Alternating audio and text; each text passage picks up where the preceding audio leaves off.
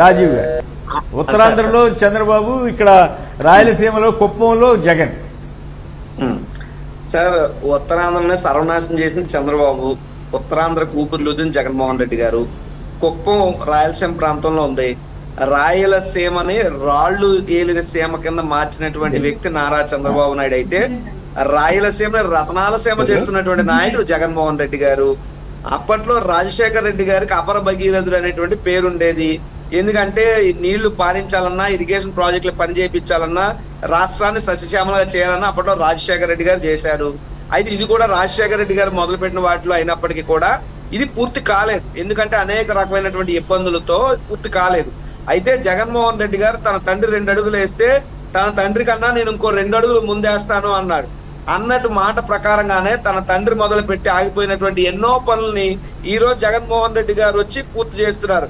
General గా వారసత్వాలు అంటే ఆస్తులు తీసుకుంటారు, కానీ జగన్మోహన్ రెడ్డి గారు అనే వ్యక్తి ఆస్తులను కాదు, ఆశయాలనే ఆస్తిగా తీసుకుని ఆశయ సాధన చేస్తున్నటువంటి గొప్ప కొడుకుగా, గొప్ప ముఖ్యమంత్రిగా, మరో అపర భగీరథుడిగా రాయలసీమ చరిత్రలో మరీ ముఖ్యంగా కుప్పంలో కూడా నిలిచిపోతాడు. ఎందుకంటే నాయకుడు అనేవాడు, పరిపాలించే ముఖ్యమంత్రి మనసు పెడితే అసాధ్యాన్ని సైతం సుసాధ్యం చేయగలడు అని నిరూపించింది నిన్న కుప్పం నియోజకవర్గానికి కృష్ణా జలాలను తీసుకురావటం. ఎందుకంటే చంద్రబాబు నాయుడు అనే వ్యక్తి దాదాపు 14 ఏళ్ళు ముఖ్యమంత్రి, దాదాపు 7 పర్యాయాలు అక్కడ నుంచి ఎమ్మెల్యే చేసిన చేతగాని దద్దమ్మలా ఉండిపోయి, ఓ రెవెన్యూ డివిజన్ తెచ్చుకోలేక, అక్కడ ఉన్న వాళ్ళకి ఇల్లు కట్టించివ్వలేక, అక్కడ ఉన్న వాళ్ళకి తాగడానికి నీళ్లు ఇవ్వలేక, ఇన్నాళ్ళు కూడా ఆ ప్రజల్ని కట్టు బానిసలుగా చేసుకుని అక్కడ నుంచి ప్రాతినిధ్యం వహిస్తూ ఈ రాష్ట్రానికి పట్టిన చెడుగా తయారయ్యాడు. బట్ ఈ రోజు చెప్తున్నాం, జగన్మోహన్ రెడ్డి గారు చేసిన ద్వారా సుమారు 6,300 ఎకరాలకి సాగునీరు అందుతుంది. సుమారు 4 లక్షల పైచిల మందికి తాగునీరు అందుతుంది. కుప్పంలో 15,000 మందికి ఇల్లు కట్టించడం కానీ, 1,500 కోట్ల రూపాయలు 57 నెలల్లో కుప్పం ప్రజలకు సంక్షేమం ఇవ్వడం కానీ. ఆ విషయం సరే, రైట్ రాజీవ్ ఒక్క నిమిషం. ఆ విషయం సరే, ఇంతకీ కుప్పం ప్రజలు చంద్రబాబుని ఇంతకాలం భరించడానికి జోహార్లు అన్నారు, చాలా వ్యంగ్య వ్యాఖ్య. మరి వచ్చే ఎలక్షన్ లో ఏ రకమైన ప్రభావం పడుతుందో సంక్షిప్తంగా చెప్పండి సార్. నిజంగా చెప్పాలంటే కుప్పం ప్రజలు ఎలా బరాయించారో మహానుభావుడు తెలియదు. ఐరన్ లేకని ఇన్నాళ్ళ పాటు బతుకులు బాగుపడకపోయినా వేరే దిక్కు దివానం లేక, లేదా ఆల్టర్నేటివ్ లేక, లేదు అనుకుంటే పక్కనే ఉన్నటువంటి పక్క రాష్ట్రం నుంచి దొంగ ఓటర్లను తీసుకొచ్చి ఆ దొంగ ఓట్లతో గెలుస్తున్నాడేమో తెలియదు. కానీ ఈ రోజు చెప్తున్నాం, 2024 ఎన్నికల్లో ఖచ్చితంగా కుప్పానికి బుద్ధి చెప్తారు. నాకున్నటువంటి మేబీ అప్రాక్సిమేట్ ఇన్ఫర్మేషన్ నాకు తెలియదు, కానీ కుప్పంలో చంద్రబాబు పోటీ చేయడు. కుప్పం నుంచి పెనమలూరుకి రావాలనేటువంటి ఆలోచన చంద్రబాబు నాయుడు ఉన్నాడని నాకు తెలుస్తుంది. చూద్దాం, we have to wait and see.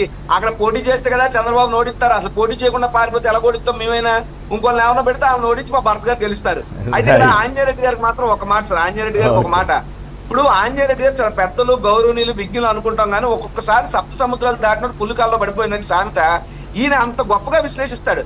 ఆఖరికి వచ్చేటప్పటికి బోడిగుండికి మోకాలకి ఎందుకు ముడి పెడతారో అర్థం కాదు. ఇప్పుడు నిజంగా మీరు ఇప్పుడు ఆ అయోధ్య రామ మందిరం గురించి చెప్పారు. ఎస్, జై శ్రీరామ్ అనేటువంటి నినాదం రావాలి, హైందవ ధర్మాన్ని కాపాడాలి, ముందుకు తీసుకెళ్లాలి, ఊరూరా ప్రచారం జరగాలి, రాముడికి పట్టాభిషేకం జరగాలి. దాన్ని ఎవరు కాదనం. కానీ మీరు చేస్తే ఒప్పు, ఎదుటోడు చేస్తే తప్పు అన్నట్టు ఎందుకు? మతపరమైనటువంటి దానికి ఇచ్చినటువంటి విలువన ఒక మనిషి తాగే నీళ్లకి మీరు ఎవరా? ఇంత దౌర్భాగ్యమా?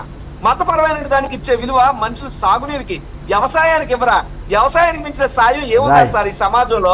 అటువంటి వ్యవసాయానికి సాయం అయ్యే విధంగా ముఖ్యమంత్రి గారు ఇస్తే దాన్ని మీరు రాజకీయం చేస్తారా? ఇది మీకు సవ్వా ఆంజనేయరెడ్డి గారు? మీ వయసుకి ఇది తగునా?